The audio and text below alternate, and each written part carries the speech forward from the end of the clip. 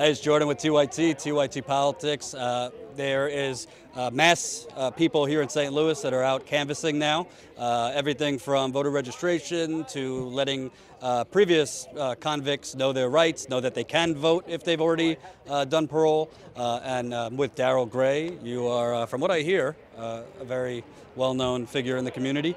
You've been everything from the Bernie movement to Ferguson to now this, after the acquittal of Officer Jason Stockley in the murder, I think, of Anthony Lamar Smith. So this was interesting today. It seems like a bunch of different movements and groups are coming together, not just for justice for Anthony Lamar Smith, but to kind of fight back as a community against economic violence, police violence. Can you kind of talk about what's been going on here? Yeah, I mean, I think Anthony Lamar Smith's death is a lightning rod for this. People have tried to put this movement in a box by simply saying that this is a protest against the acquittal of Jason Stockley, but it's not. This is a protest against injustice. This is a protest against people being marginalized. This is a protest against a justice system that is racist at the core. It's a protest against everything that's not right about the political system. And so the frontline protest leaders learned a lot from Ferguson. In the last 3 years, they've understood that we have to mobilize, we have to organize, we have to educate. I think the Bernie movement coming through Missouri helped because it linked the civil rights community, it linked the black nationalist community to the progressive community. And we realized something that Dr. King said a long time ago, that we have to build alliances based upon necessity and not necessarily desirability. We're not all the usual suspects. And so now this movement, organized by Cori Bush and Bruce Franks and others in the frontline protest movement, has said that we're going to do economic disruption, but we're going to do more than that. Because economic disruption might be seen as temporary. But if we do political education and political empowerment, then we set ourselves up for political mobilization. Most of the city council races are won by less than 10 votes. It's the city council that sets the policy for the police. A lot of the house races are won by less than 200 votes.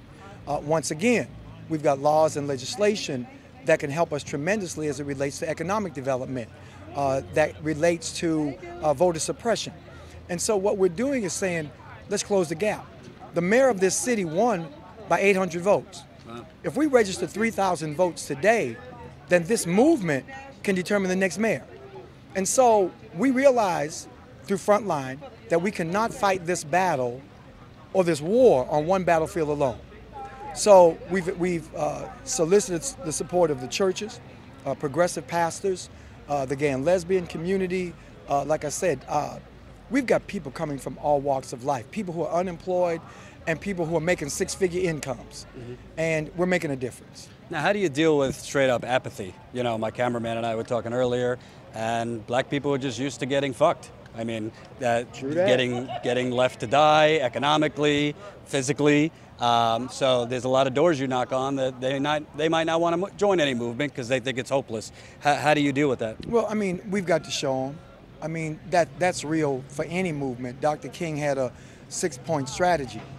And the first 3 points was all about information, education. And so that's what Bruce and Cori and the others in Frontline have said. Let's go out and educate people. Let's engage them in some type of conversation. But at the end of the day, it's not what you say, it's what you do. And I think that people who have been hopeless and who have felt helpless, they're beginning to see this movement gaining some traction. And at the end of the day, that's all that's going to count. How much traction do we get? How much difference are we making? How many laws are we changing? We're not going to be able to change the attitude of people, but we can change the behavior through legislation. And so we're going to be in the street. We're going to be in the front of police. We're going to engage them. And we're going to let them know that we represent those who feel that they've been getting screwed. We represent those people who may not be able to articulate their issues the way they want to. Well, then we'll articulate those issues. And a lot of us are the same people. You know, I tell people that I may be educated, I've got a job, But if I take my collar off and walk down the street, I'm just another black man. I get racially profiled. I get called nigger. And so that becomes the reality. And if you speak to people, whoever they may be, in common terms, I think people will begin to relate, and what we're doing will begin to resonate. And that's happening. Well, I also think there's something, a uniting force. There's a lot of poor white people getting screwed too. I mean, we're in Flint all the time, Detroit, Milwaukee, Cleveland, Baltimore. There's a lot of not just poor black people, but white people are starting to feel the oppression. Maybe not as physically a threat from police, but there's something doesn't smell right. It seems like the oligarchy, it's all one rigged system, and I think that's what Bernie was talking about. And now you see, even here, them rolling back the minimum wage, which, talking to people, that's a form of violence in itself. Poverty has no color. When Dr. King did the Civil Rights March, he brought 250,000 people to Washington, D.C. When he decided to do the Poor People's March, they killed him. That's our reality. Dr. King's last message was economic justice, economic empowerment, economic injustice. That's what Bernie's talking about. That was his last message. That was the message that got him killed. It wasn't being able to sit on the customer side of the cash register, but owning the store. We're talking about owning the store. We're talking about a redistribution of wealth. We're talking about making sure that those who continue to make the billions and the trillions, they understand that those of us who are doing the work, we deserve a piece of the dream too. And so people can resonate to that. Poverty is the issue. Racism is the issue. Violence is the issue. But poverty is the root cause. Poverty is the issue that all of us need to begin to talk about, because poverty becomes that common denominator. And that's why as you look around this movement, you'll see people who, a lot of them were homeless at one point. They understand the pain of homelessness. They understand the pain of helplessness. They understand the pain of poverty. And so if we can talk about that shared pain, then we can build that collective. And unity does not mean uniformity either, but we do have a common thread. Last question. My cameraman there likes your message. Last question. You know, I see in a lot of these cases, a big problem is the media.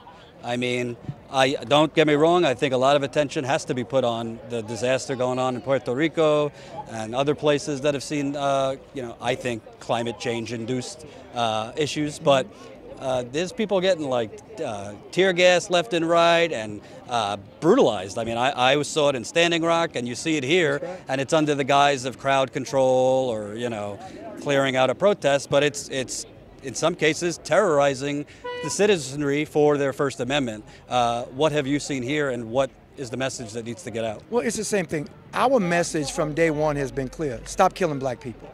We're saying to police, stop killing black people. Now, that's number one. I mean, there are a lot of other things we can say, but number one, stop killing black people. The police have a get-out-of-jail-free card. It's called reasonable fear. What we're saying, and Bernie has said it too, we understand who controls America. We understand that they're the top 1%. We get it. They're the same ones that control the media and control the narrative. They determine what is aired, when it's aired, who says it, how it's said. We get that. If it wasn't for media like Young Turks, if it wasn't for media like Real STL, our media, Young Turks is our media, because at the end of the day, we can be confident that you're going to speak truth to power, which is why we don't have any problem talking to you. We do have a hesitancy talking to mainstream media, because we realize that mainstream media is determined by corporate sponsors. We get it. We're not stupid. We've learned a lot. And so that's why this economic push that we're doing. After we do this, we're going to go after the sponsors. We're monitoring mainstream media. And at some point, part of our action will be directed towards advertisers who continue to pay for a narrative that is false, a narrative that is destructive, a narrative that is just totally inaccurate, and a narrative that doesn't speak to the truth of our community. And we'll deal with that too. Last question. Where does a awkward-looking Jewish guy get a pimpin' fedora like that?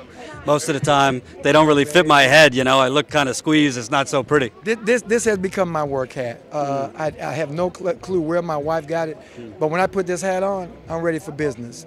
I got body slammed by the police Friday night. Oh wow. Got pepper sprayed. Got body slammed. Got put in jail. For failing to disperse? Well, there's some other charges they gave me which are not true, and we'll deal with those in the courts.